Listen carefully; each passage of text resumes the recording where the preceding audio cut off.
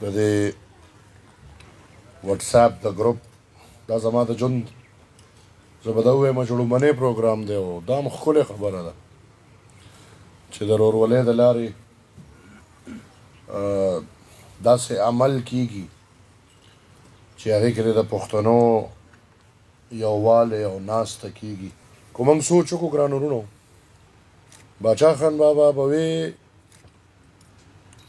چې زه سیاست نه کوم زه پښتنو له یو ورورولي جوړول غواړم او هغه د دغې ورورولۍ په تکل کې کلي په کلي کور په کور وګرځېد د پښتنو هر ځای ته یې ځان ورسو نن کو موږ سوچ وکړو نو د خوږو نه خوږه ورورولي باچا خان بابا موږ له د نظریې دا ورورولي جوړه کړې ده چې په دې محفل کو موږ مثال والو نو د ګوټ ګوټ نه راغلي د دې ورورولۍ چې د وینې تړون نشته رشته نشته خو تړون دی د نظریې تړون دی د نظریې ورورولي ده او په حقیقت کې دا د نظریې ورورولي په ډېرو ورورولو باندې ډېره خوږه ده او ډېره باندې ده نو کو نن موږ وینو چې یو بچی د کراچۍ نه راغلی دی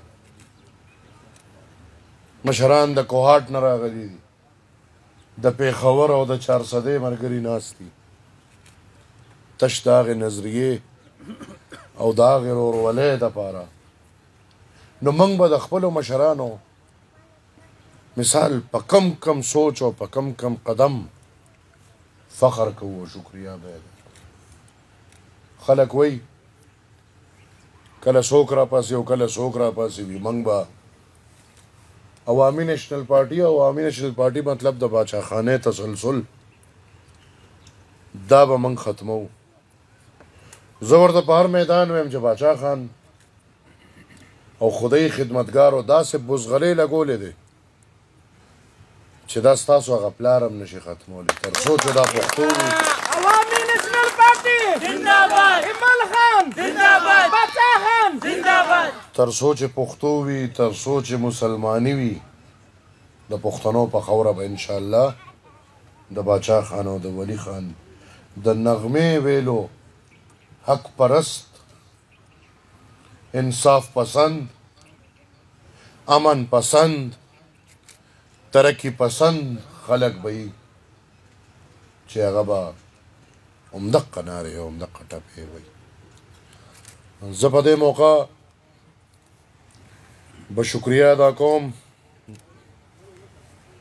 د خپلو درې واړو یونین کونسلو زه خپل مشران وینم محترم د ډیر زرداد صدر صاحب او هغه سره راغلی د ډیر زرداد زما ډیر عزتدار مشران د نسات جنرال سیکرټري صاحب او هغه سره راغلی د نسات زما ډیر ذمہوار او عزتدار مشران او دلته ناست د میرا نسات زما ډیر عزتدار او ذمہوار ملګري ګران وروڼو چونکې د اتوار ورځ ده او تاسو ټولو ته پته ده چې ډېره مصروفه ورځ وي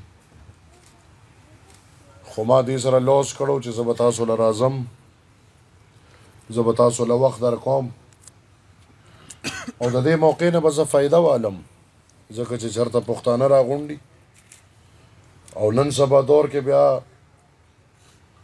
چې د کیمرو او د موبایلو دور دی نو څوک خبرې اورېدل نه غواړي هر سړی تصویر ته شوق کوي نو چې یو داسې ماحول جوړي چې خبره پکې کیدی شي نو باید چې موږ خبره وکړو ګرانو وروڼو زه ډېره لنډه خبره کوم خو زه چې په کوم مقام یم یا زه چې په کوم ځای خدای ودرولی یم نو دا ډېر ملګري به ګیله وکړي خو زه د خپل قام نه ګیله نشم کولی زه د خپل قام نه ګیله ځکه نشم کولی چې زه د باچا خان کړوسی یم زه خدمت نشم زباتلی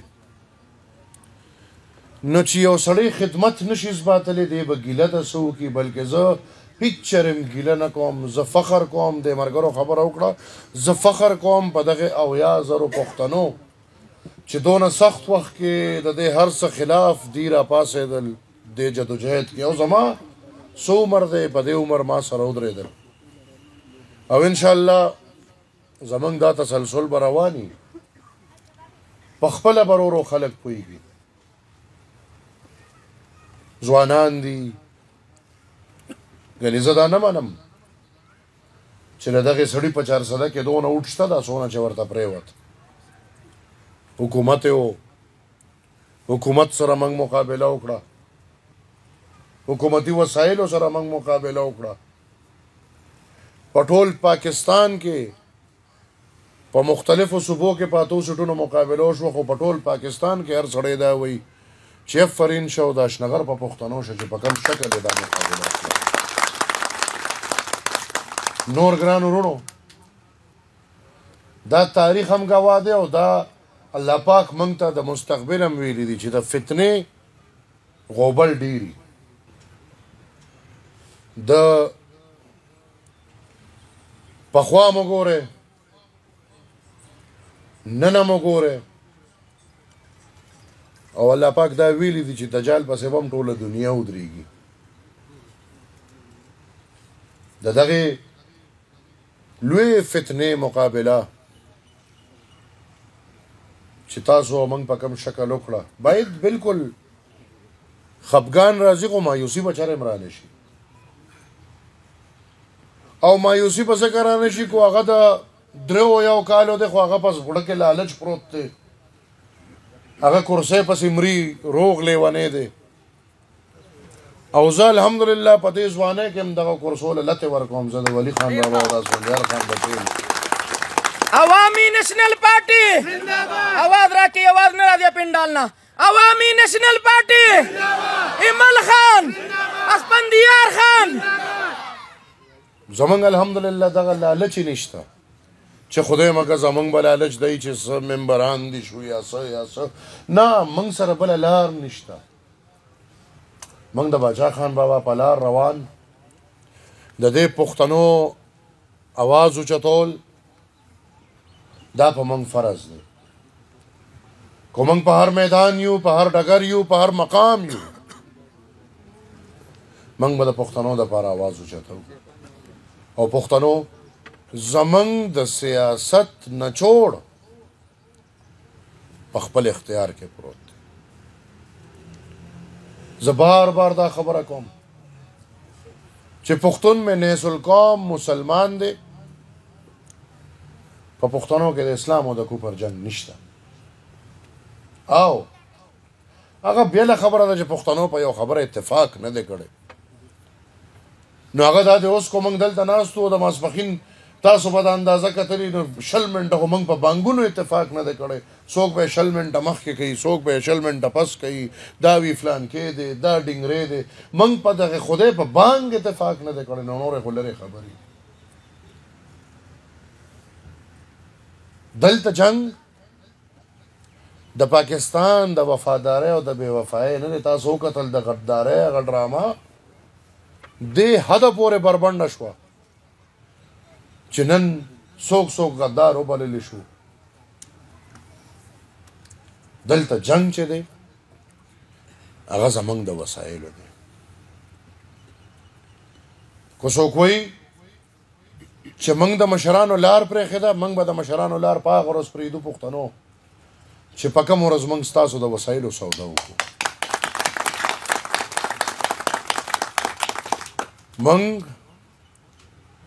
د خپلو مشرانو په لار روان. چې زه په 4 پشت کې راځم، زمونږ قر نیکه دا आवाज د حق اوچت کړی دی. زمونږ قائد قانوني طور حق موږ له ګټلی دی. په موږ او په تاسو اوس دا فریضه جوړېږي چې دغه د پښتنو د خولې نوړی راوړو او د خپل بچي له جنگ د دغه وسایلو دی چې زما په خوره د دنیا د خدای مالامال خوره زه پې بجلي جوړوم، ګیس شته، تیل شته، یورینیم شته، ګران ګران کاڼي شته، نور د دنیا مواد زما په خاوره شته، خو زما خاوره غریبه ده. زما لارې کوڅې کچه دي، زما بچی لغړ دی، خپې بلې خپې دی، کمزوری دی، زما سکول کالج نشته، زما اسپتال نشته، او زما په وسایلو د پردې بچې مزې کوي. ورونو جنگ دغه دی، او په دې جنگ کې دا یقین ساته چې د ولی باغ نه بغیر ستاسو را دې حق خبره څوک هم نه کوي، بلکې هر کس پې سودا کوي. هغه کو د هر چا راغلی دي، هغه کو کم حکومت راغلی دی. ټیک شوه، نن هم خلک وایي چې دې پارټۍ کې ټول پښتانه ناست دي. نو په داسې پښتون د زه شړق واچوم چې هغه سره د پښتون غم نشته، هغه سره د پښتون فکر نشته، هغه خو د دغې کرسۍ دپاره تللی دی. نن ورته دا کرسۍ په دغې پارټۍ کې میلاویږي، دغې پارټۍ کې دی، همدا کرسۍ ورته سبا بلې پارټۍ کې میلاویږي، بلې پارټۍ ته به تلي. ګرانو وروڼو، انشاءالله موږ به تر دغې وخت پورې، تر کم وخت پورې چې موږ خپلو بچو له دا خپل حق نی ګټلی. تاسو د یوې خبرې ته تش سوچ وکړئ، دلته د پښتونخوا د هر اړخ نه نمایندګي شته. ستاسو په کورونو کې د بجلی څه پوزیشن دی؟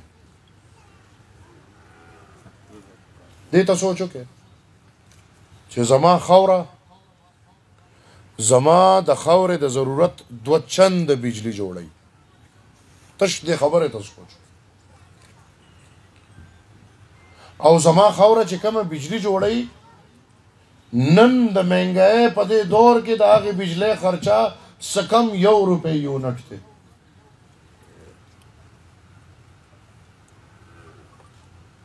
کو زما حق خپلی،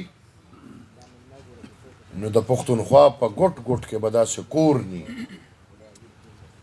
چې هلته د سیکنډ له بله پیا پکې مړ شي. دا خو پرېږدی چې دا کم حل اوس تاسو روان دی. ګرانو وروڼو، په مختلفو پروپاګنډو، په مختلفو مشغولاګانو پښتون دوکه کوي، د دغې سوچ نه رستو کوي. کو چېرې دا سوچ وکړئ نو تاسو یې په ایمان ووایئ، تاسو دغې مداري نه دا تمه لرلی شئ چې تاسو له به دا جنګ هغه وکړي.